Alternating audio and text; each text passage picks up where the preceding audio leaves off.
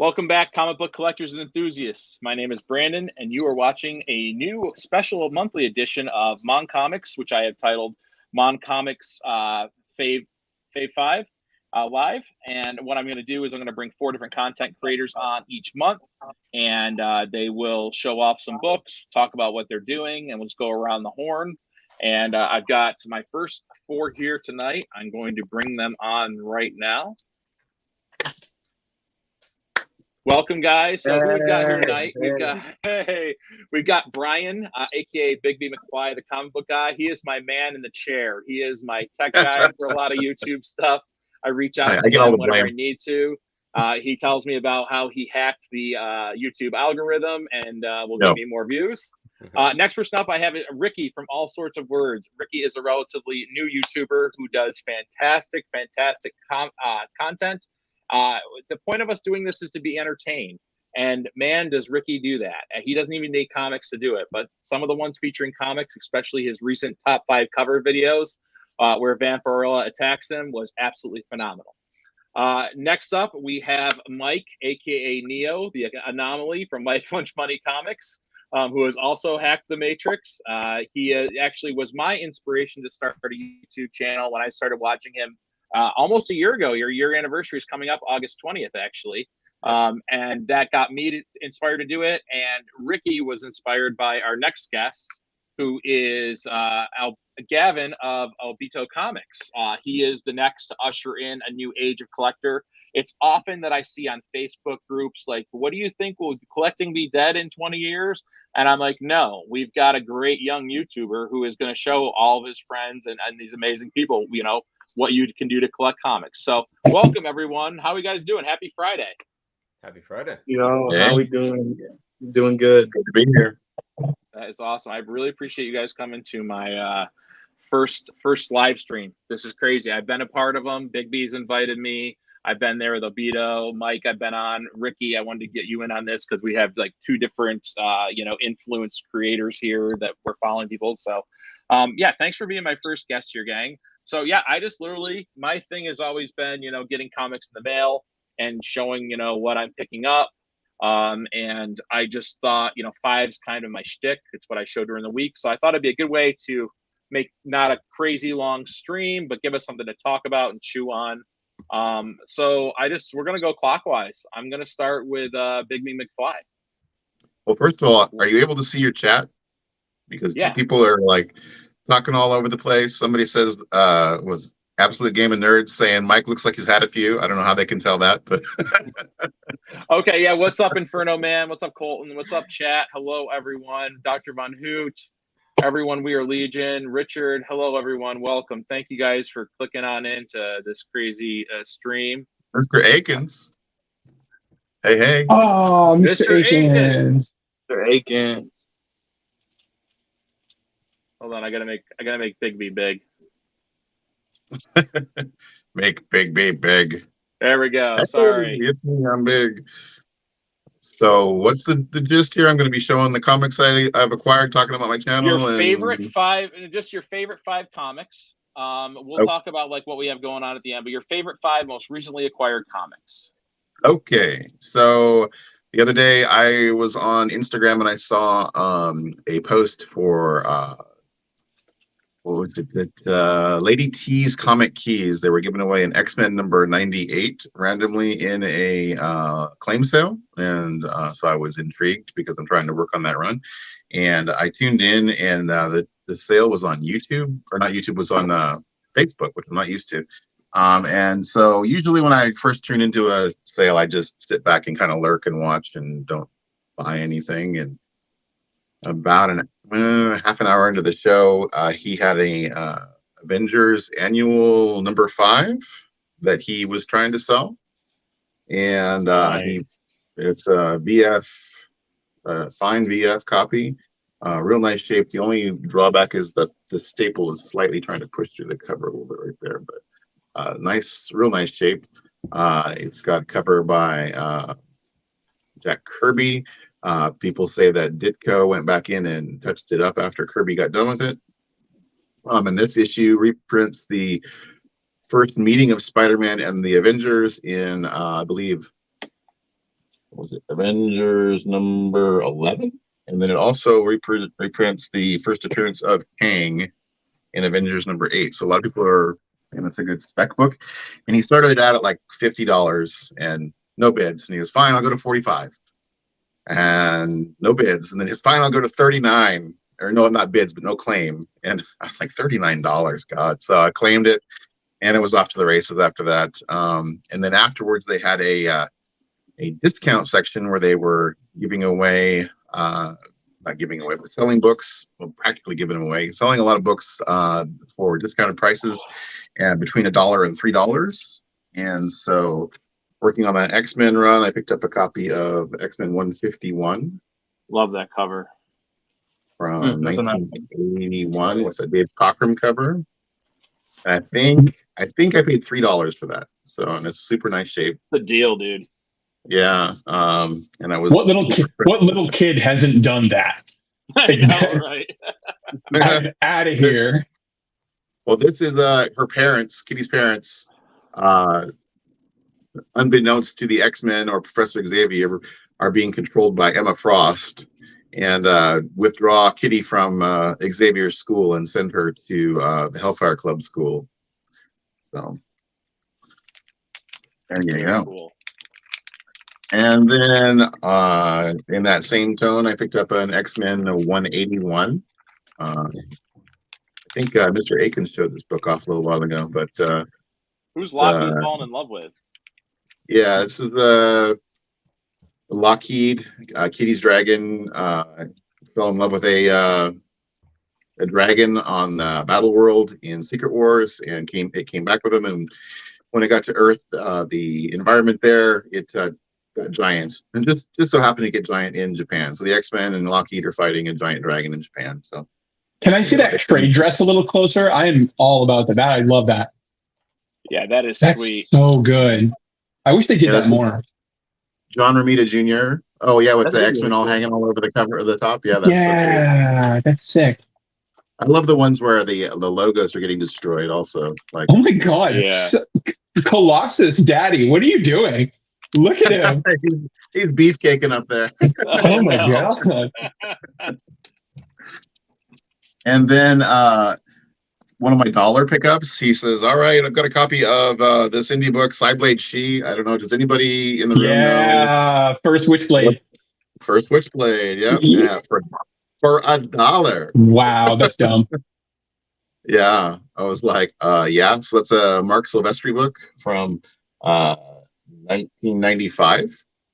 There is another variant. It's a cardstock variant. That's all that red that you see is gray, and it has like a texture to it. It is no more valuable, but if you want the set, you can get that one cheap too. And there's another art cover too. Different artwork also by yeah.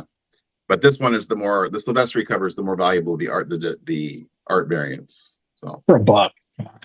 And then so Lady T is the name of the wife of the couple, and they call her husband the Professor.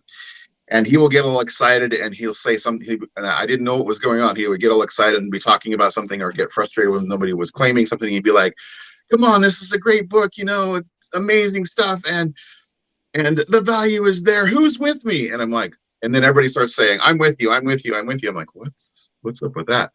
But whenever he says, "Who's with me?" first person to say "I am with you" wins a prize. And so I geared up and was saying "I'm with you," and one of the prizes that I won was a Batman the Colt #1. Ooh, that's a nice one. Yeah, Jim Starlin and art by Bernie Wrightson. I don't know if you guys are familiar with the story, but Batman actually gets caught by the bad guys and brainwashed and joins their group, and has to be rescued by Robin. So yeah, so very really cool cover. Yeah, and it's got, you can't really tell, but it's got this cool embossed, the whole sewer grate there is embossed. So pretty cool book. And that one was free. So those are my top 5. And that one was from 1988. And that's Jim Starlin and Bernie Wrightson. Nice. Bernie Wrightson. Awesome stuff. Thank you very much, Brian. Those were definitely cool books. I can't wait for your next ones coming in that you told me about. So let's get Ricky on the solo layout. Ricky, what's up? What do you got for us? Oh my goodness. Okay, so I'm super nervous because you guys are like literally legends, and I'm just like a swaddling baby, but I'm so excited. Okay, so I am saving money for an entire year, and every single dollar that would go towards dollar books, all of that is going towards a super sexy mega key around June of 2024. So Smart. spending freeze. We're going to see if this works, and we'll do it live, and I'll do the shopping live and all that jazz. But I'm going to be showing off some books, actual like books that are related to comic books in many ways. And two things. One, they're related to all sorts of comics, and it's going to be super fun to learn about because I love learning about it, and you're a bunch of geeks too. So this will be great. And then the other one is I completely forgot my second point. Oh, they get better as I go. So like in the beginning, some of these are literally trash. For example, these are Vampirella books written by a gentleman named Ron Goulart, which I think is just a great name for writing spooky fiction. Goulart. Yes. But these effective, so these are from 1975 to 1977, back when they thought it was going to be a movie that they were making in the 70s. Spoiler alert, they couldn't get the funding and they didn't do it until the 90s. But they used these to put these in like grocery stores and be like, hey, people, you should read about Vampirella. They're actual trash. It's beautiful, and they're all covers from the books, but they're legitimately trash. They're some of the worst things you could ever read. They're disrespectful to the character of Vampirella in that she has no character in these books. And also the writing gets like, we'll just say Cosby-ish more than any Vampirella story ever has. But when they retell them, this author is just like, he puts his like grubby little sticky fingers all over the characters and the stories that he's retelling that you're like, that didn't happen, and gross. So like, and price wise, no joke, like $45 a book, but because I'm an absolute imbecile, I have 5 of them. This one is actually really cool, and I think Mike is going to find this the most interesting. So back in 1928, a comic magazine called Amazing Stories published 2 stories, Armageddon 2419 and The Air Lords of Han by this guy, Philip Nolan. And those stories evolved into a company. I have the notes back here. I'm cheating. Look what a cheater I am. A company called the John Dill Company. It was a newspaper syndicate, and they wanted comic strips and original ones for their paper. So they reached out to this guy and they said, hey, do you want to do some stories based on your characters? And we'll put them in the paper every week. And he was like, bet. So he did these stories, and the original 2 stories that were, I'm leading up to the name. The original 2 stories in here, the Armageddon 2419 and the Air Lords of Han, were published into this book in the 70s. And the character is Buck Rogers. Mm-hmm. So if you want to know anything more about Buck Rogers, it was literally 2 books they were put in here. They got super mangled in the process of turning him into comics. He went way different directions, kind of like the difference between the Game of Thrones books and the Game of Thrones TV show. But this book is super cheap. You can get it for a couple bucks. It's been reprinted 1 trillion times, and it is an easy read, and it's dreadful. It's written like only bad 70s science fiction could be, in that it's like, if the adventure involves you off to kill a dragon, it begins with like, he puts on his pants, he leaves his room, he closes the door, he gets in his car, he puts the keys in, he starts and it's so mechanical the way that he writes that when characters start hooking up, you're like, I didn't even know you guys liked each other. What is happening right now? It's disarming. I'm still writing this all down. It's like George McFly. This is great stuff. I'm writing this down. I hope someone out there who enjoys comic reading and reading will find some of this interesting, because these books need some love, especially this next one, because now we're getting into books that I would actually recommend that you read. Has anyone heard of Frank Frazetta? It's kind of unknown. Frank Frazetta, if you've ever been to a mall at Christmas time and seen all the calendars, there's that fantasy one every year. Well, guess what? That's probably Frank Frazetta. He's ubiquitous now for his beautiful painted covers, including Where is it? It's right here. Oh, please. Vampirella #1. That's Frank Frazetta. I did not know he did Vampirella #1. I should have known. So originally it was going to be issue 6, but they were like, no, this one's way hotter, and so that's Frazetta. But he created this image. This is a painting he did called. Does anyone know the name? The Death Dealer. Death Dealer. Yes, exactly. So this is the Death Dealer. However, this design was so dope that Frank Frazetta himself hired a writer named James Silk to do a series of books, 4 novels in total. I only have 3 and I've only read 2. But it is called The Prisoner of the Horned Helmet. Again, original Frazetta art. Look how metal that is. You can't even handle it. Prisoner of the Horned Helmet. Yeah, and then Lords of Destruction, that's book 2. This is as far as I've read. And then we have Tooth and Claw, and I don't know the name of the last one because I haven't bought it yet. These were published in 1988, and they were kind of directed by Frank Frazetta, which is why he only did the paintings, but it's Frank Frazetta's Death Dealer written by other guy. They're brilliant. Real gritty 80s shirtless oiled dads fighting monsters, and like it's so dope, and it's like sexy, but like not tastefully sexy. It's fun, really fun read. I'm in. Side note: growing up, I knew Frank. That was used for the Molly Hatchet cover album. Oh, cool. The Death Dealer, and then I remember being 10 years old and going to a local mall, and some dude had like a Trans Am, and he had that airbrushed on the hood. And I was like, no one messes with that guy. Like, it was just amazing. Yeah. What do you need? Do you need the shirt off my back? Do you need my wife? Like, what can I give you to make your life better?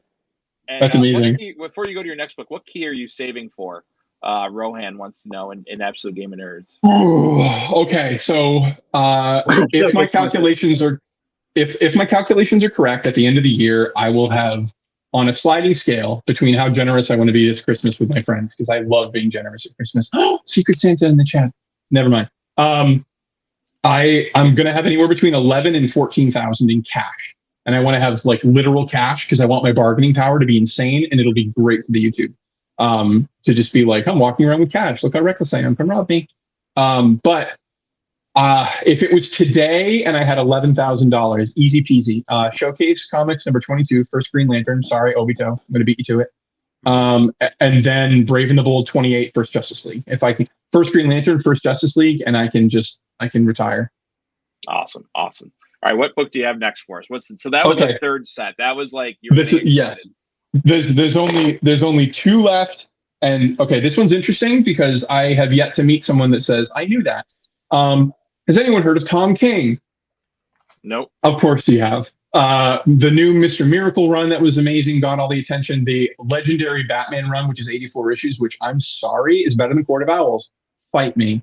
The Tom King run is fantastic, but he used to work for the CIA. Bet you didn't know that, nerds. But in addition to working for the CIA, he quit the CIA so he could be a writer full-time, and his wife was all about it. So he set up a writing desk in his basement and wrote one book, which caught the attention of DC Comics, and it was called A Once Crowded Sky by our very own Tom King. And This is, I'm gonna sell it to you in an elevator pitch. So there's a crisis event in this superhero world, and everybody's going, including their Superman. Their Superman has his own Dick Grayson. Dick Grayson is in the middle of his teen angst, and he has quit. I don't want to be your Robin anymore, Superman. I'm gone. And he skips the crisis event.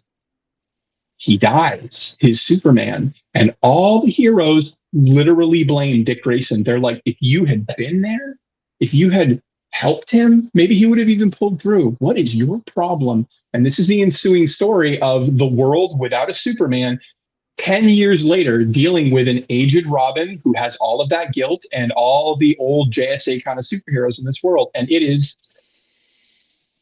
fantastic. You will love this book. I promise. I got it written down. I'm very intrigued now. And it's chock full of, here, let me show you one.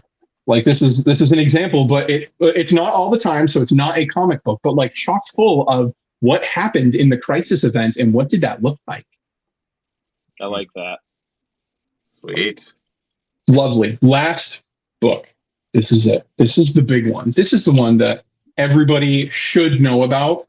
Gladiator by Philip Wiley. This was written in 1930 and was the direct inspiration of a character that maybe you'll recognize. It's about a guy who grows up on a farm with two parents who teach him wrong from right. And with all of his superpowers, he goes off and fights in World War I, realizes the horrors of the world, and has all these philosophical discussions about like how much change should I inflict on the world with all of my superpowers. And yeah, obviously I'm talking about Superman, but this is a short boy. It's been reprinted to death. You can get it for like $11.99 on Amazon. And seriously, if you are a comic book aficionado and you're one of those people that says Superman's the best because he's the first superhero, this is the prototype for Superman that inspired the character. So like, if you love Superman and you love comic history, it's a relatively short read. It's surprisingly sexy. There's a little bit of sexy in it, but it's an amazing story, and I think you'll love it. Dude, those were awesome books. Like I just wrote down most of the ones you recommended to pick up. I'm very excited to give a go. But Gladiator, so that they based Superman off that. 100%. They were reluctant to admit it until like the 40s when they were like, okay, now we can't get sued. But yeah, it was Gladiator. That's fantastic. Thank you so much, Reed. That's awesome that you chose some books that went around picking up the Frazetta stuff too. So next up, we got the young one, the Padawan, Obito. What do you got for us? Okay. So my turn. So I got a book here. Huh? I'm gonna go first. I'm gonna go first, and my mom gonna go. Then we'll bring Mom on. Yeah, we'll bring Mom on. So I got 5 books here. My most recent. So these are like my 5 favorite books I've gotten from like past month. So some of these aren't like as valuable as others, especially this first one, but it has a good story to it, so that's why it's my favorite. And most of this is DC, so I know Ricky will like it. So yeah, starting off here, we have World's Finest 157. Not a valuable book at all. You can get this for like $10, $9. But the reason I love this book so much and the reason why it's on this list is because I collect with my mom. Come here. I collect with my mom, as a lot of people know. We are very much a team. It's kind of a hard shot. We're very much a team. And this book, she has been wanting for like ever. She's like wanted this book for a long time. And like I said, it's not that valuable of a book, but for some reason we could never find it. It was never on Whatnot, never on any of the comic shops that we ever been to. It's a great cover. It's a great cover. It's funny. And we didn't want to spend like that $20 or $30 people were asking for on eBay. And we took it. It was so long trying to get this book, and then we finally got it. And Mom was super happy. And yeah, it's a cool. Is he cooking cool a steak with his X-ray vision? He's cooking some weenies. Hot dogs. He's getting hot dogs. They're on a camping trip, just trying to relax. And you've got the brats he's releasing a box of frogs. This one's trying to like light some fireworks underneath Superman. I mean, they're just like relaxing. Like it's funny. I love it. I love it. Mm-hmm. Okay, so that's my number 1. Next up here is the only not DC book. We got some She-Hulk number 1 action. Now there's a few reasons like this. So one is people know I'm a big She-Hulk guy. Really, really love She-Hulk.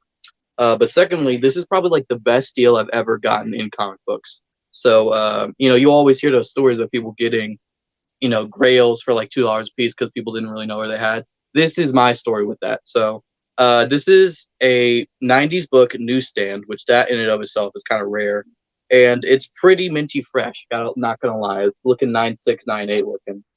And this book is like around that $50, $60 range because of the newsstand. I think regularly it's only like $30. And I got it for $2 on Whatnot. And I've been told many a times I'm a very savvy collector. So this is like my best score I think I've ever gotten ever, just because that's such a big jump for what it's actually worth. Awesome. Yeah, so that's my next one. Next one here, this was an awesome one. I got this very, very recently. This is Justice League of America number 64 from 1966, 67, I want to say. So this is the first appearance of Red Tornado, or the Silver Age Red Tornado. There's a Golden Age one. Some lady with a pot for a helmet. I don't really know too much about it. But yeah, Red Tornado, super cool character, part of the Justice Society. I remember him because of the Brave and the Bold Batman TV show. I watched that show a lot growing up, and I had like DVDs of it. Like me and my mom would always go to the DVD store when those were still around. We would go to the DVD store and we'd pick out like a new DVD, and we'd get a bunch of the Brave and the Bold. And one of my favorite characters was Red Tornado. I thought he was kind of cool character, and his kind of quest to find emotion. And there was this one really cool episode where like he made a son that had emotion, but then like the son like wanted to turn against humanity and kill all humans, so he had to kill his son. Actually, super emotional episode, and one of my favorites. So yeah, that's why I like this one. It's a sweet cover. Oh yeah. So this one, it's not a very valuable book, but I like this for one reason. Now, usually when I'm buying comics, I get it off places you'll normally find comics. So I'll buy them from comic book shops. I'll buy them online on like, eBay, on whatnot. And I always try to find books in the wild, like at those flea markets, at those random antique shops, anywhere I can find them. And I've never had any luck. There's never been comics. But this one time, this is the only time this ever happened in true Lunch Money Comics fashion, finding a comic book in a weird place. So I went to this video game store, and I've been to this store many, many times in the past, and they've never had comic books. And I go there this one time, and I'm looking at their games, trying to pick something out. And then I realize, hey, like, where'd my mom go? And she's on the ground digging through like 6 boxes of comic books. And I'm like, what? And this is what we got. We got a few things, but this is the best thing we got from there. This is a newsstand copy of Teen Titans Annual #2. Is the first appearance of Vigilante, who is an awesome character. I don't know too much about him from the comics books, but if you watch the Peacemaker show, he was awesome in that show. He was so funny, a laugh a minute. And yeah, so I was really happy when finding this. Got this for 99 cents. So That's sick. Yeah. Now this one, I've shown this a few times on stream and on my channel because I love this book to death. And everyone knows how much of a Green Lantern guy I am. I love Green Lantern to death. It's means more to me than most actual people. But yeah, but this is a super early issue, 1961. I'm talking some Green Lantern #5. Yeah, 4.0. Cream the off, but you knew this was coming. So this is the first appearance of Hector Hammond, who was like top 5 Green Lantern villains. And one thing about this book is like it's a super early issue, 1961. It's still 10 cents. I only paid 140 for this book, which at the time I thought was actually a super good price. But I actually, like looking it up on Go Collect, I overpaid like by $10. And I just think that's so crazy. That like, yeah, right. Like this is a big deal book. This is a big deal book, right? Only $130. That this thing is worth. If this was a Spider-Man book, we're talking 4 figures. But just because it's Green Lantern, it's a lot less. So I remember you talking about that in your video, Obito, that you said that like, you know, it's kind of helpful to you that like Green Lantern isn't so much of a huge character that you're be able to pick up books like that for relatively cheap, right? Oh yeah, I'm very grateful. And I'm not saying that there aren't, you know, big Green Lantern books out there. There obviously are, but kind of big key books like this one I can get for kind of like that lower price. And yeah, this is my favorite book in my entire collection. And but this is not the end of the Green Lantern collection. We're gonna keep going. We're gonna get eventually that Showcase 22, maybe even an All American 16. We'll see what happens. But yeah, that's my top 5. So let's go ahead and get the mama on here and talk about her top 5. She pulled 7. I'm gonna pick my 5. So I'm gonna pick my 5. See how it goes. So I don't think I have any DC. So sorry, Ricky, but I do watch your channel and I do like it. Let me also just say to Mon, all the books that you outbid me on Whatnot, I'm gonna message you my address to mail to me. I've seen you guys in one screen. I was like, oh my god, I've seen your name a couple times. I'm like, ugh. Or he would tell you, don't bid, that's my friend. I won't bid on you guys. Yeah. Okay. So something else, I just wanted to like have a little mom moment and tell you guys. pick, like when you go to get stuff and pick stuff, because there's a lot of videos where people get things and, oh, it's a 9.8, oh, it's a slab, oh, it's a key. Get what you like. And I will say, as far as our collection goes, sometimes it's ours. When we get cool stuff he likes, it's his. When he needs help organizing it, then it's ours again. But there's a lot of my stuff that he likes to hide. And doesn't think is cool. But, you know, I like things. I don't care if it's a key. I don't care if I've even heard of the person before. To me, it's, if it's cool, it's cool. If I like it, I like it. If it's a character I've never heard of, it just makes me want to look into it. So it doesn't matter if something's $1 or $1,000. Get what you like. It's cool to you. It's cool. So with that being said, mine are a little weird, I guess. Okay. These are all in. So, yeah, they are. Okay. So first one I'm going to show that I was super excited about is The Adventures of Kool-Aid Man. That's getting very popular. I've seen those people picking up those books. Yeah. So this is super cool. It's also under Marvel. Oh, sorry, he's gonna help me with that. So Marvel did 3 of these. Then Archie Comics picked it up and did 5. And one thing that is kind of cool is the villains in this are called the Thirsties. So that's kind of cool. No, hold on a second. Hold on a second. Look at. I want to see that again. He's killing all of those aliens. They're in space. He just burst through their ship. They're all dead. Yeah. That's why the kids got the helmets on. Yeah. So go ahead and let's just. Oh yeah. You know, everybody's doing it. That's the last thing you hear. Yeah. So little known fact, that is Kurt Busiek's first comic book work. Wow. See? Yeah. Kool-Aid Man. There you go. There you go. Props. The deep cut. Okay. So the next one, he hates this. Okay. So I need someone to help defend this. Okay. So this is, am I doing this right? This is Herbie. Herbie's awesome. Okay. So this is not, you know, obviously Herbie came out 50s. This is just, you know, Dark Horse did a reprint on it. It's got 2 reprints and then one new story. But Herbie's cool. Okay. So don't underestimate. Let's just consider the fact that Herbie flies. He's invincible. He can punch really fast. I mean, he has a lot of abilities. I mean, he's underestimated. So do not underestimate the big boy with the lollipop because he's really cool. Look him up. Is that a plunger?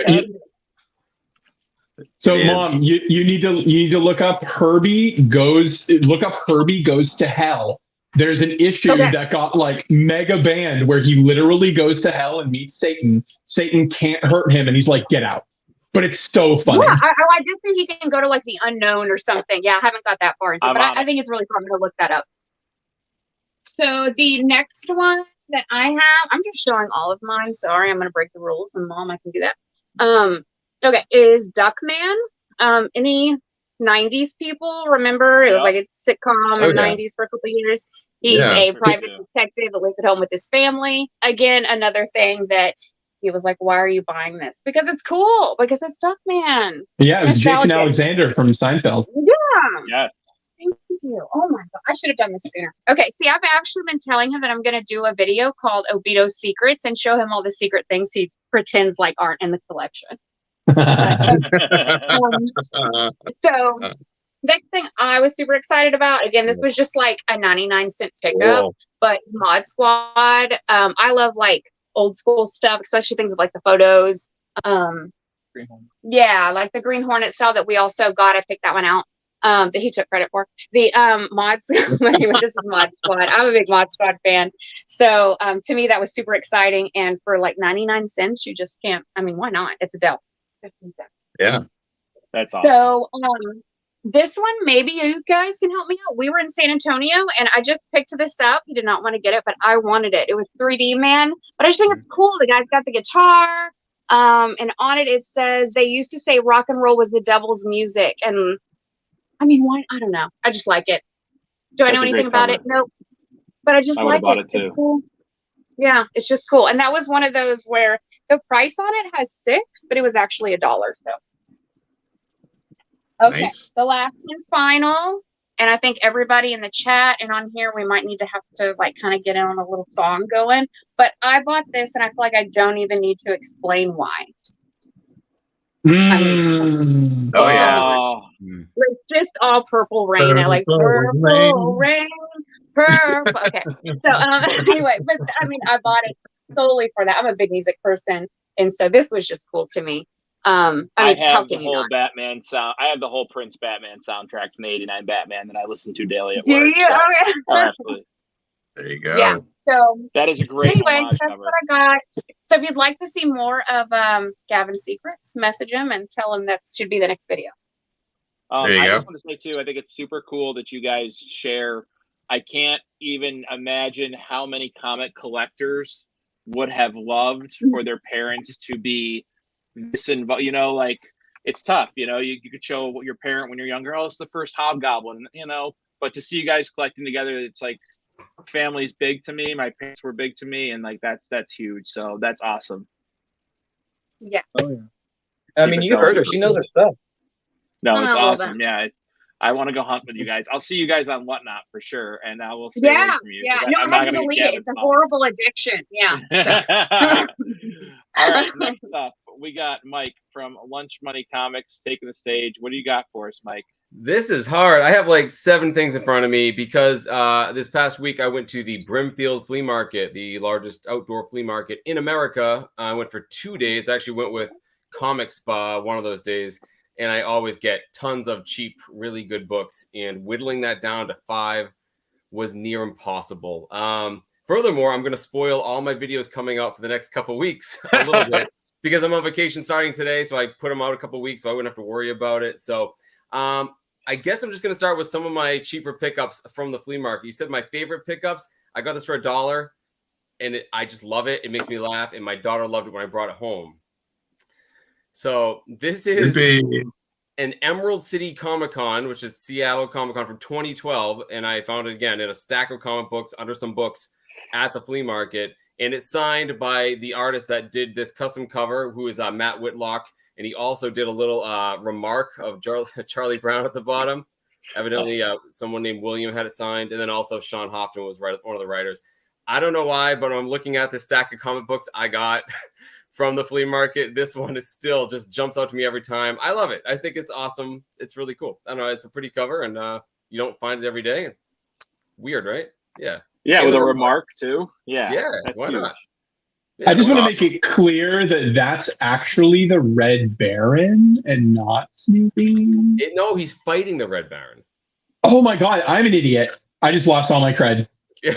It all slipped away so fast. Yes, he is an Axis-powered, German, assassin from. I'm kidding. No, it's clear he's fighting the Red Baron, right? I think so. I might be wrong. I'm And pretty his sure. trusty Sopwith camel. That's right. That's Yes, right. exactly. Yes, exactly. Right. So I thought that was pretty cool and a fun one to lead That's with. beautiful. So yeah, I'm gonna go with a couple ones that I found at the flea market. I'm gonna go with weird ones because everyone knows the regular superhero stuff that we go through, and I'm gonna end on a couple of big ones. So actually, Ricky was talking about books and some classic writers. I know this isn't a comic book per se, but I got to do it. I've talked a lot about how I like H.P. Lovecraft. I'm from New England. I live in New England. He was from Rhode Island, and although he wasn't very well known in his time, obviously this mythos of cosmic horror has gone on. I used to play Call of Cthulhu and all that stuff. I used to have a map of his fictional map of New England, which I would overlay because I'm a nerd. I would overlay it over New England, and I lived right near where Arkham Asylum was, all that. So I've been on the lookout for some early H.P. Lovecraft publications. He was published in Weird Tales, which is a pulp magazine, and I found one. So this is from 1948, which was after Lovecraft died. Again, he didn't become popular until later. There's a lot of famous horror and sci-fi writers that had publications. You see actually right in the front here, Ray Bradbury. Obviously, did lots of sci-fi, lots of dystopian future stuff like Fahrenheit 451. But the reason I got it right at the top, you see Lovecraft. So I was super psyched. I'm like, all right, we got an original creepy Lovecraft story in here. And I was sad to find out that he wrote the only poem in this book. It was called House. So I was like, and he didn't do all horror. I'm like, okay, it's still a poem about his house. But I was very happy. I looked it up, and it's a creepy poem about a creepy house. So I was very happy to get that. So and also obviously a great cover too. Really, what cool. A great skull cover. Is that like a crow or a raven? Yeah, it's like it's like a dead bird, like on top of it, kind of. It's so bizarre. Yeah. Can I see the spine? Can I see the spine on that? That's a thick book. It's thick, and it's actually pretty good shape for a pulp magazine. Obviously, we know these are made out of pulp paper; they fall apart. So yeah, had to have it. I just swapped a book out to put this one in because I thought it was cool. So awesome. not a traditional comic, but I like it. Here's another one that's not really traditional, but it is definitely a comic book. It's this. So this is the Deadly Hands of Kung Fu number 32 from 1977. So Deadly Hands of Kung Fu, for those of you who don't know, are black and white, large European album-sized comic books that came out in the mid-70s, right when Kung Fu was huge. And yeah, and a lot of like martial arts Marvel characters appeared in these. These were published by like a sister company to Marvel Comics. So you had lots of like Iron Fist, Shang-Chi, White Tiger actually had their first appearance in one of these. They even had a Bruce Lee one, and he's basically like a like a real life superhero, right? So he had a special Bruce Lee. But I specifically wanted this book. I've wanted it for a really long time, and the reason is this is the first appearance of the Daughters of the Dragon. So anyone who watched that Netflix, any of the Netflix Marvel series, right, like Luke Cage or Iron Fist, you have the characters of Colleen Wing and Misty Knight, and they were the best parts of their shows, I think. Especially Iron Fist was not very good, but Colleen Wing was awesome. So yeah, although their first appearances are in other earlier issues, they team up for the first time in this here. And the kicker is, who wrote that story? Chris Claremont, my favorite comic writer of all time. There you go. That's I awesome. found this in, I talked about this comic book truck a couple times. A guy comes from Michigan with this truck. Yeah, so I have a couple videos coming out where I go back in that truck. I found this loose laying there. It's the only one in the whole run that I wanted. It's just laying there. I had to have it. So yeah, I got it like in a bulk. I don't even know what I paid for it. I got it really cheap though. So crazy, right? That's and awesome. Any of you guys read this stuff? Anyone into the Deadly Hands Kung Fu? I would definitely read that because I'm a kung fu from the 70s and 80s, like Shogun Assassin and stuff, like and Wu-Tang Clan. So I would definitely read that. And there's something about the larger format. The fact it's black and white just seems, I don't know, very 70s sort of underground. I just like it so much more. So pretty awesome. If you like that, some of those magazines, those are hard to find, especially in high grade. Definitely. If you like that series, it's DC, but and it's comic format, but it's really cheap. The first volume of Richard Dragon Kung Fu Master, it has a bunch of first appearances in it. That's where Lady Shiva makes her first appearance, Bronze Tiger. But it's just as like 60s and 70s fun kung fu. Yes. Nice. Yep. It's good stuff. You just don't find them very often. You might find them like in those boxes full of like monster magazines and creepies and stuff, but I almost never see Deadly Hands of Kung Fu. It's very rare, and the better ones are always snapped up immediately. So, all right. Well, this one I actually talked about on my channel, I think this week. I'm losing track. I recently went to Quebec City, Canada. I love Quebec. I love Canada. Me and my wife are okay French speakers, so we had a good time. And whenever I go anywhere, I'm hunting for comic books. So I found a couple of antique places where I got some French language comic books. Actually, my top row back here, which you usually can't see in my videos, are like almost all foreign comic books now, different languages, which I'm kind of into. But I also got this one. I got this in a really cool comic book shop store. I think it's the oldest one in the province of Quebec. I showed it on my video earlier this week. I apologize if anybody saw it, but this is X-Men 33s from 1967. Awesome Gil Kane cover. Inside pencils, I think Werner Roth, written by Roy Thomas. Obviously, this is cool for many reasons. We have the X-Men, the floating heads that were indicative of the 60s with the Juggernaut. And this is a team up between the X-Men and Doctor Strange versus Juggernaut. And you guys can't really tell, but it's actually a dark, like hunter green cover. And it just looks awesome. I love this book. I'm a big X-Men fan, obviously. So I loved it. And the best part, I didn't even notice this until I took it down, but it's actually a 10 pence version. So, sick. Yeah, so and the guy who worked there didn't even know. He's like, I think that's the only British one we have. But yeah, you got a UK copy of X-Men 33. So I had to snag it. It's in great shape. I mean, that dark green really shows off like if it's got creases and stuff, you'll see it on that green, and that looks nice. Yeah, I mean, it's a little bit on the spine, but I'm nitpicking. I mean, it's pretty. It's pretty good. So Juggernaut is my favorite X-Men villain, actually. Yeah. I mean, I don't count Magneto as a villain, so I think if I did, it would be Magneto. But otherwise, Juggernaut is clearly the best. Yeah. So, you gotta love Gil Kane too. Yeah, and Gil Kane. And normally, I hate to say this, I don't love Gil Kane. A lot of the DC stuff, because I'm not a DC collector. He's good, but for me, and you don't see him do too many like X-Men books, but like this one, I thought was awesome. Even just the hand the hand looks awesome. I don't know, it looks fantastic. Yeah. So it reminds me of the Romita, the Mysterio hand. That's what I thought of when I saw it. Yeah. All right, the last one. Brandon knows what this is because he weaseled it out of me, asking. So not only do I go to flea markets, but this past weekend, I sold at my first flea market since like before COVID, right? And normally I don't sell comic books very often. A couple on eBay, that's it. I was mostly there selling vintage toys and antiques. I have a big antique collection, but I did bring. You guys can't see, but I was tripping over the comic books I had behind my seat here. So I needed to move some of the dollar books, So I brought a whole bunch of comic books, and I did sell quite a few of those, but I sold lots of toys instead. But my buddies, we all sort of coordinated, and we all kind of set up near each other. So we had other comic book dealers. A friend of mine had this book. He's had it for a while. I've been dying to have this book. I've been really into Justice League Dark.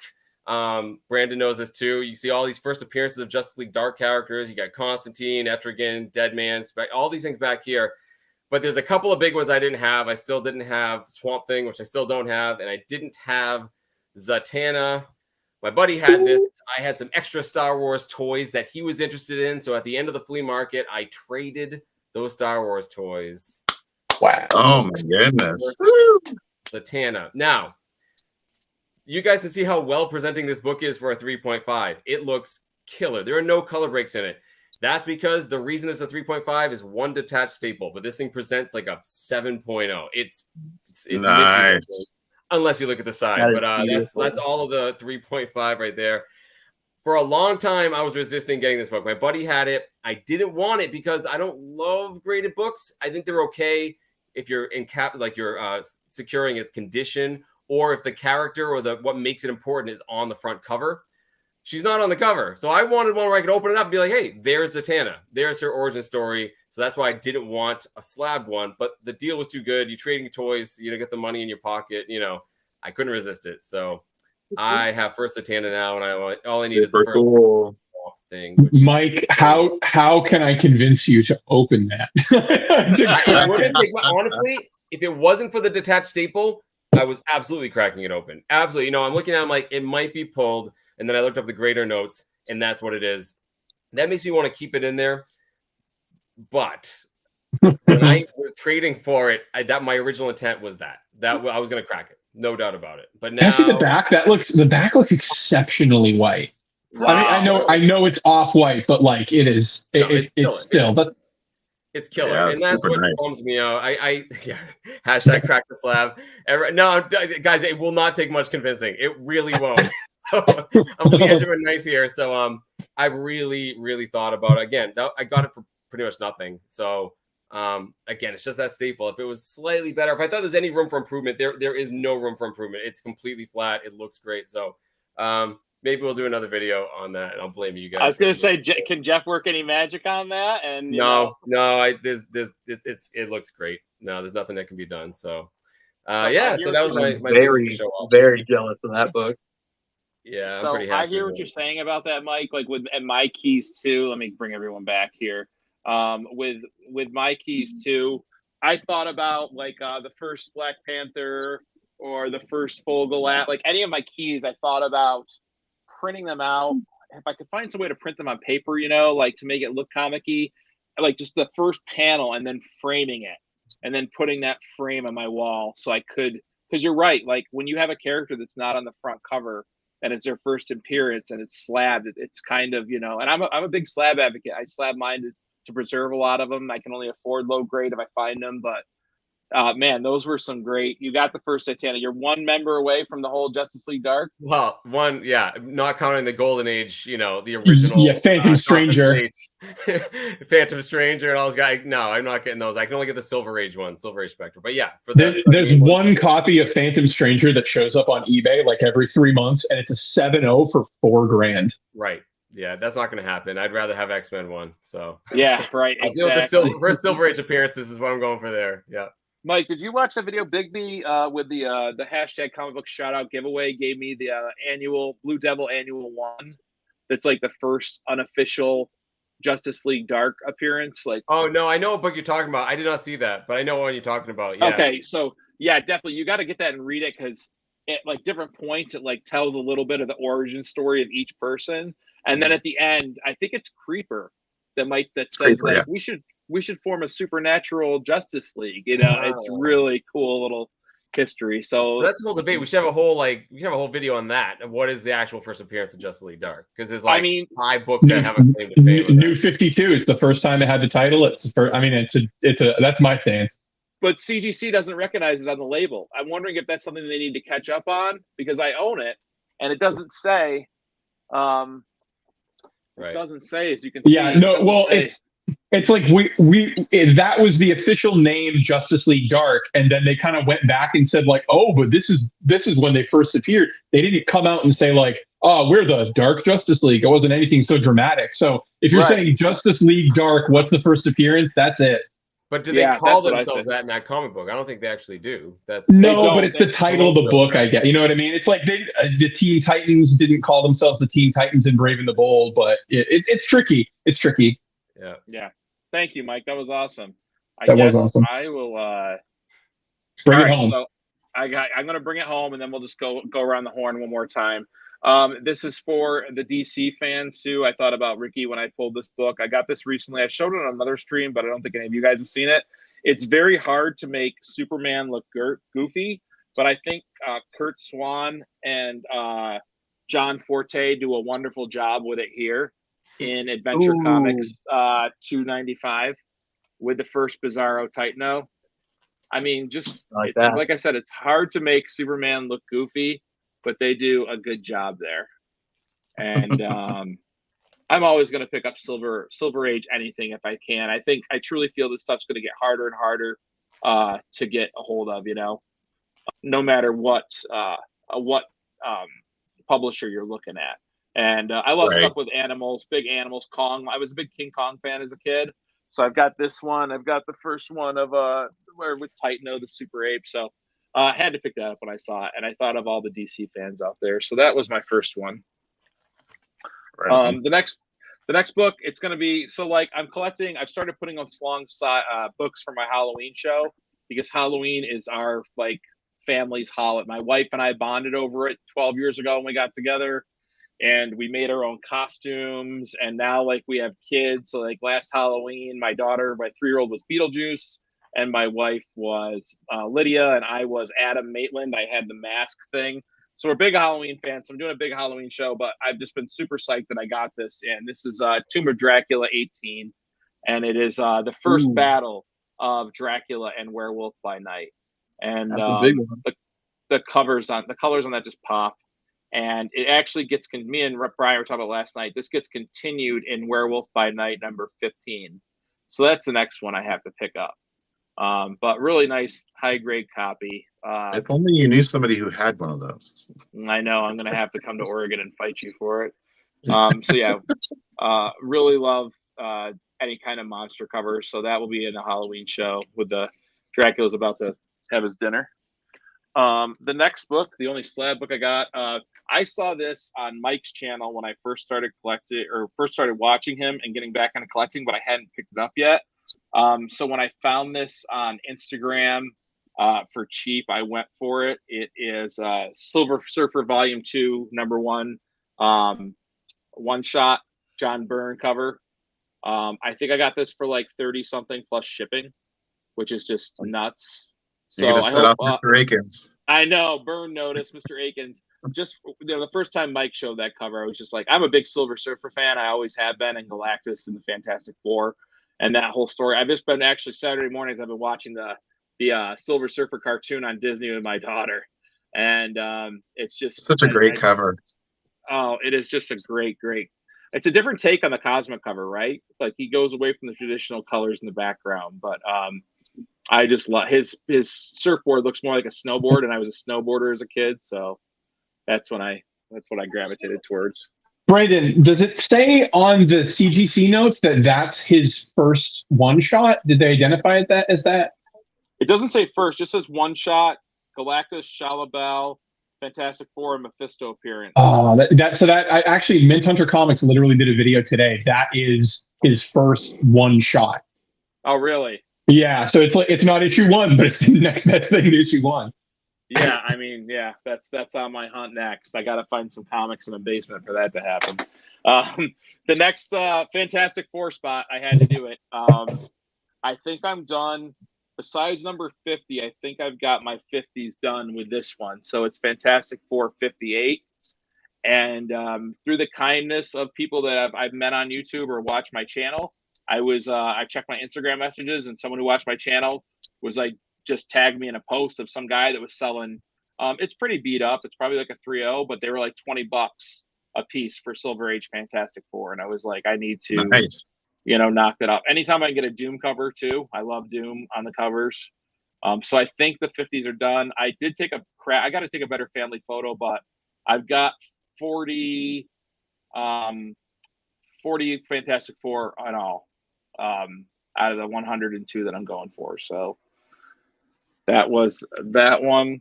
Yeah, Angry Otter. I'm doing a whole video on that Angry Otter. That'll have to do. But the last book I wanted for a while. Brian and I were talking about it last night. So Man-Thing's first appearance is Savage Tales #1, which is a magazine. So his first comic appearance was Astonishing Tales 12.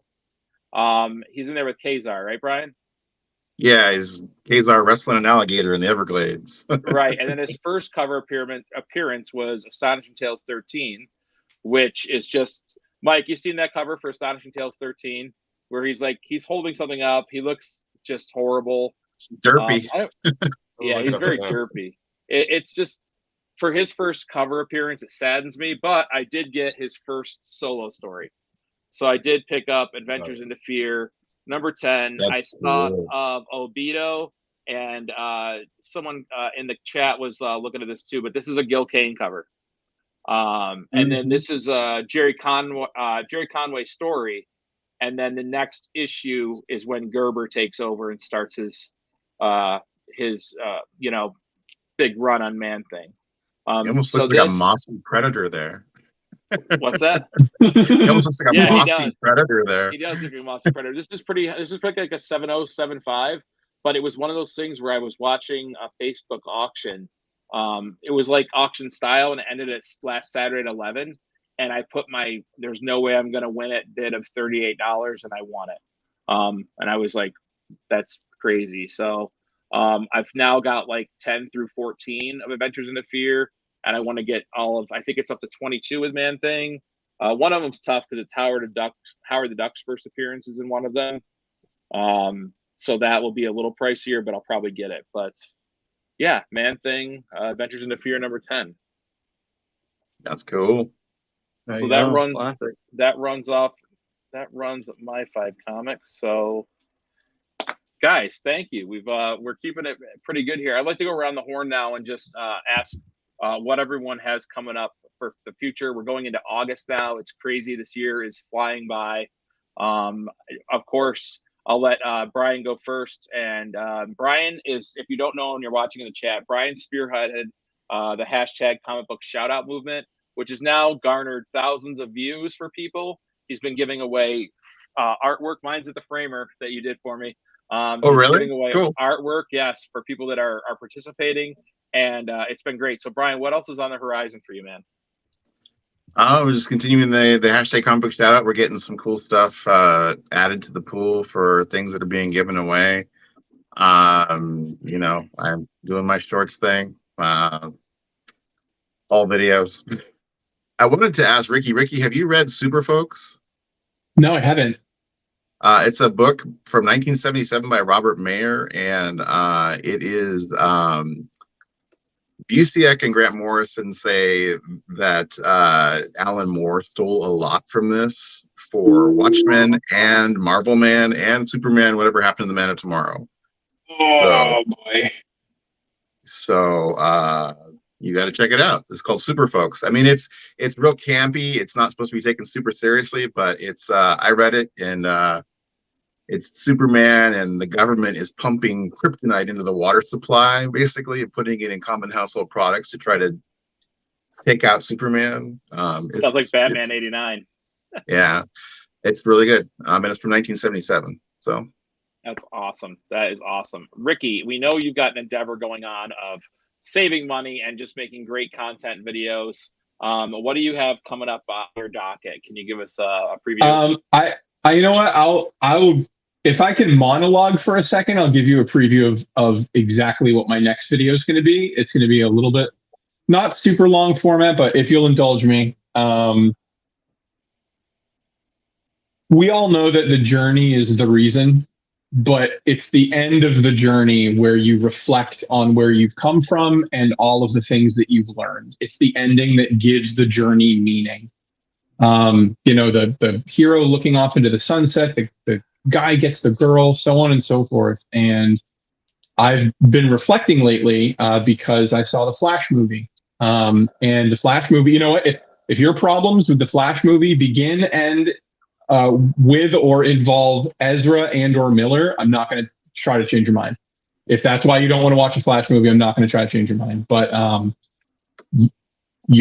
got emotional towards the end of the Flash movie because, and I'm not spoiling anything, but everybody knows that there's a lot of like crazy cameos. And I did too. Okay, so what they don't tell you, and maybe Brandon, this is you'll commiserate, but what they don't tell you about that movie and what nobody's talking about, and what I want to be the first one to make a video about, is that movie is the bookend to every live action DC superhero franchise that's ever existed. And if you have a love for Adam West, Linda Carter, Christopher Reeve, George Reeve, anything that he's escaping me, the original Keaton. If you have a love for any of those franchises, those characters, for the rest of your life, you'll go watch the original Batman movies, and then you'll end it with The Flash. If you watch the Linda Carter DVDs, you'll watch all of those in a row, and then you'll go watch The Flash. And so it was this moment where I turned 38 on July 9th, and I'm watching this movie, and it just like it fills and subsequently breaks my heart to see this beautiful moment of these characters that like literally raised me on film, and seeing them appreciated and seeing them live on in new footage. They didn't use old Reeve footage. They created new Reeve footage, and it like, my God, like if these characters mean anything to you, like they mean something to me, like I got teary eyed, I got really emotional. And so I want to have like maybe like a 18-minute long in defense of the Flash movie, why those feelings came out of me, and a fun Mandela effect that I bet that will tickle your fancies. I bet no one's thought about this in a while, but you know the original Superman movie, everybody's seen it, right? Right? One of my favorites. Yeah. Okay. My man doesn't throw a punch in that movie. No, Ricky, that can't be right. No, Superman clear. No, you're thinking of the sequel. In the original Superman movie, the Richard Donner cut, he literally doesn't throw a single punch in that movie, not to break down a wall, not to stop a tank, nothing. He grabs people by the scruff of their necks, he does the pose, and he saves people because that's what Superman does. And so when I saw the Flash movie, I went back and I watched that one, and just like, my wife's walking in, and she's like, "What you watching?" I'm like, Superman! And it like filled me up. And so like I realized that this younger generation of people that like might not, with this bookend happening, they might not be getting Christopher Reeve like we appreciate him. So I want to spend like 18 minutes talking about like, hey, you need to love this guy. He is Superman. The Kents are an allegory for America. Love him like we do. Yes. That I look forward to that video because I don't care about the hate that got. I took my mom. My mom has had a hard past 2 years. She had a stroke, and now she suffers from seizures on a tri-monthly basis. And I do a lot of her caretaking. Thank you. But she loved Michael Keaton in Batman, and my dad did too. So when that movie came out, my wife stayed with the kids, and her and I went, and we just the same thing, Ricky. Between seeing, Keaton do his thing again, and the cameos at the end, like I'm getting emotional right now. Like I grew up watching Superman. You hear that score come on for the original Superman film, and it does it to you. And to see the other cameos, you're right. It absolutely is a bookend. And I don't care what anyone says about that movie. I liked it. I don't listen to critics anymore, because like all the fans, all my friends, the nerds, did they have problems? Sure. But like the nerds loved it. So I can't wait for that video. Obito, what do you got, man? What do you got coming up? Okay, so I don't really know. So for the channel, you just showed I've off been your kind slab of collection, right? Yeah, I just showed off my entire slap collection. That was today's video. So yeah, what I got coming up, I don't really know. I'll have to think about it. What I want to try to do is I want to do like kind of more skits. So what I'm thinking about doing is making like a 2 minute long video. You know, just a quick thing to enjoy on your leisure time and make it kind of funny, make it relatable in some way. Like I made like one of these, you know, where I could pretend to be CGC. And yeah, yeah. So I have a funny skit with that I'm planning on doing. We're gonna do I that love Obito that. Secrets videos. I Yeah, love thank that. you, thank you. Connect with bounce ideas off Ricky, because Ricky, if you watch his videos, his skits are like I'm at work Absolutely. trying That's to the like with my reason. headphones and giggling. Yeah, that's the reason I want to try to do skits because like I saw his you know style making content. It was fascinating. You know, it's so um what's the word? Just amazing. I guess that's just the word. It's just amazing, like what he's doing and the skits he's making. It's awesome. So I want to try to kind of replicate that the best I can. Maybe make some, you know, quick skits to get a laugh out of people. But after that, big scale videos, I don't know because August is coming up, and like on the 9th, I'm gonna be going back to school. So I'm gonna have a little bit less time to actually record videos and go out and stuff. So I don't really know what I'm gonna do in the future, but I'm gonna still try to make as many videos as I can. Try to make more original content and try to go out to these stores and stuff. I'm starting to do a lot more YouTube shorts.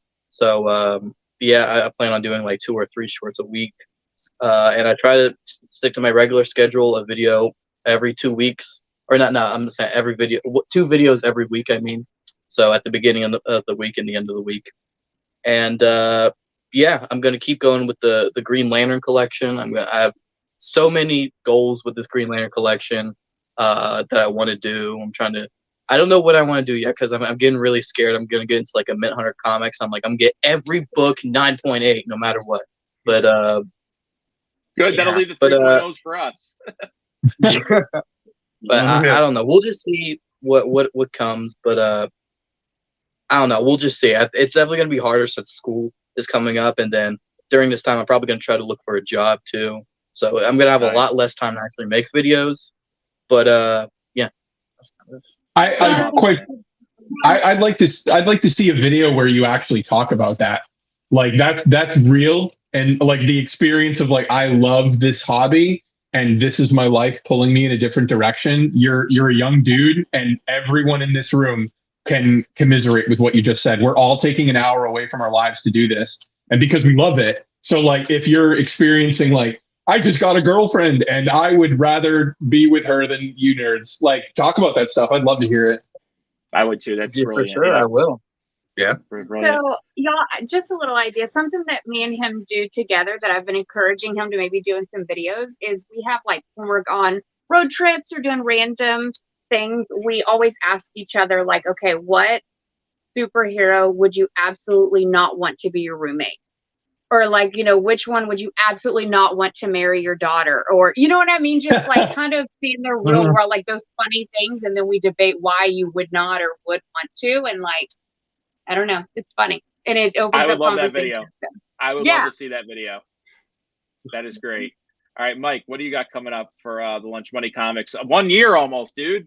Oh boy, I mean, kind of. I started at the end of August. It didn't really start till September, so I have like an extra month or so. But yeah, so I'm on vacation, so I have a couple videos already planned to come out. You guys see some of the comic books I talked about tonight. Some flea market videos coming out.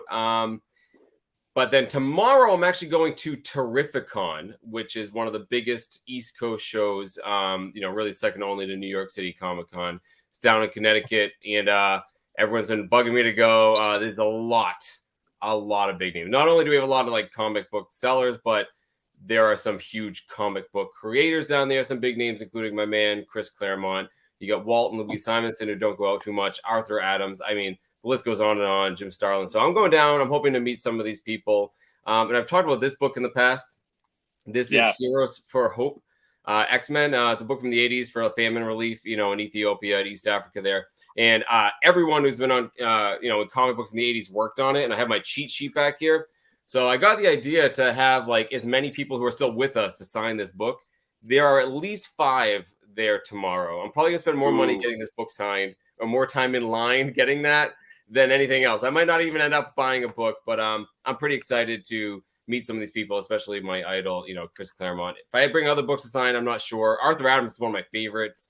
So if you guys have any ideas of what you would have signed, I literally can't even pick a book to have Claremont signed. Like, I can't even wrap my mind around it because it's half my collection. I might just not have him do it. I just want to meet him and shake his hand and ask him some questions. So yeah, I'm excited. I might have an in to like kind of, get a behind the scenes kind of view. So I know some people. So yeah, it's going to be cool. Look for that video. And I don't know, weeks from now. But that's it. Keep on doing my thing. I'm way behind on my subscriber giveaways. Way behind. I'll probably end up doing like a whole bunch of in a row. And then I'm building up to my 1 year.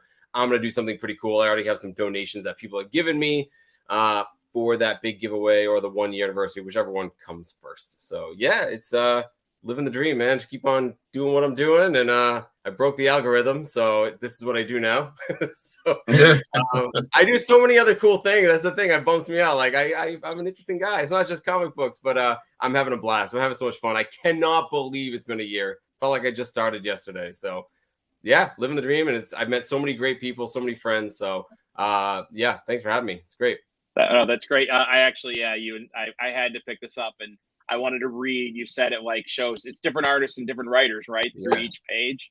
Yep. Yeah. So and this is one of those ones like it's great for new comic people because we throw out these names all the time, but you can actually see their styles change. Like, oh wow, Frank Miller does do Wolverine completely different. Like you can turn the page and it's a different person. And then you have people like Stephen King and George R.R. Martin wrote parts of this book. Like it's not just comic book people. My only regret, and it's a big one, I grabbed just the random one I had, like in my box. It's not minty. Like it's like yellowed and it's an awful shape. It's gonna be like the coolest book I have in my collection, and I'm like, wow, I couldn't have picked the worst book. It looks like it's been sitting in like a basement somewhere. But it's gonna be cool when I get like 100 signatures on this thing. I'm gonna be pretty pumped. So that is amazing. I'll do a video on it someday. To me, awesome. The big Art Adams book has got to be Long Shot #1. It's his first book. Right, yeah, Brian, I have it right here. Long Shot #1 I have, and for some reason the new Fantastic Four cover. Because yeah, those are the two that jumped up. But Long Shot #1 is coming with me. That if I have to do one other book besides this, it's got to be that. Has to be. I mean, well, and his annuals, like in the New Mutant special. I mean, those are amazing. The X-Men annuals. And I was going through the list of like all the ones I have, and I have almost all of them. So I was kind of like, I got to pick one. I can't be sitting there all day having them sign this stuff. So yeah, it'll be cool. I mean, it's a big show, big expensive show, and I don't want to spend any more money because, all that stuff happened in the last couple months. So I'm back to dollar bins at flea markets for a while. So these big shows scare me. So I'd rather just go meet some of these people. That's sort of my goal for tomorrow. So are we going to get an update on how you're selling the stuff for that guy is going? Do you want it right now? Yeah. I mean, is it going okay? Are you selling it all right for him? So we're not selling. So everything is bagged and boarded in boxes. Actually, there was a little bit less than I thought. Like when it was all said and done, like, oh, okay, it's manageable. So yeah, now it's a matter of like they're organized by title, not necessarily order. So we're still gonna go through order. We're gonna figure out what to do with the big keys, but we've been having discussions. I went through the list of like, here's all the ways we can do it. And yeah, he's all over the place. So we'll see. It's kind of an uphill battle. For the most obvious ways to sell them are not gonna work. So yeah, it's a thing. So we'll find out. Yeah, you're gonna work for that 181. Yeah, exactly. It's been wicked fun. I mean, again, I said this before, but like having someone who doesn't know what the value is and just talk about the books, I don't know. It's similar, like we all talk about. It doesn't have to be about the value. It can be a $1 book. To him, Hulk 181 was a 25-cent book. Like that's what it is. So he doesn't get it. He just talks about how great that story was, and it's so refreshing. And it's just fantastic. So I'm just really having a fun time hanging out with him. Awesome. Mike, real quick, what number Long Shot is Mojo's first appearance? I think it's 3. 3? I got to get that because, again, the Marvel cards, I was always intrigued with Mojo's look. Like, he was just a crazy-looking villain, just weird. I think it's 3. That's a low-priced key villain appearance, too. That's what I thought. I didn't think it was much. Yeah, Spiral's number 1. $25, $30. Yeah, Long Shot number 3. Spiral is also 3, but kind of technically 1, isn't it? Right. Yeah, it depends on your definition of who she is, right? Right. I don't want to spoil it for anybody, but you can get the whole series I've seen for like $40, you know, $30-$40. So Really? yeah. Yeah, it's cheap. It's cheap. Yeah. I gotta check that And out. totally worth It's so getting. good though. So It's good. I always That's say awesome. Arthur Adams is like if you did, you know, superheroes and Muppets combined. You know, he's very like Brian Froud kind of art, and he's awesome. He's one of the best. And that was one of the first big things he did. So just for the art, it's cool, and the story's great. That's awesome. Yeah, if he could only crank out the artwork a little bit faster, that's his big thing, I guess, is he can't really keep up with deadlines and whatnot. Genius takes So, time. Yeah. Rush genius. Well, guys, I just want to thank you all for being a part of my first live stream. It means a lot to me. You guys have been huge supporters and become friends now. And from the new to the old that I'm watching, it's just I don't have to watch TV anymore. I just watch YouTubers. It's it's very rare that I watch TV. So anyone in the chat, anyone who watches this video after this, go sub these channels up, please. You will not be disappointed. Obito, like I said, is a steward of our hobby to the younger generation.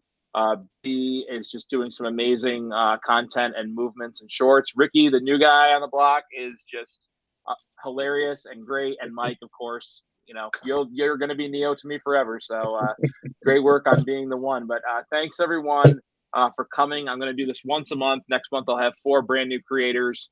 And then I'll 1 year anniversary. I'll have you guys back. Okay, if we're still all around and kicking around. Awesome. 1 year anniversary show and see who we are. So thanks everyone for showing up. I'll see you guys backstage in a second. I'm going to end this broadcast. Everyone have a great, safe weekend. Go out, hunt some comics, read some comics, and just have fun. See you later, gang.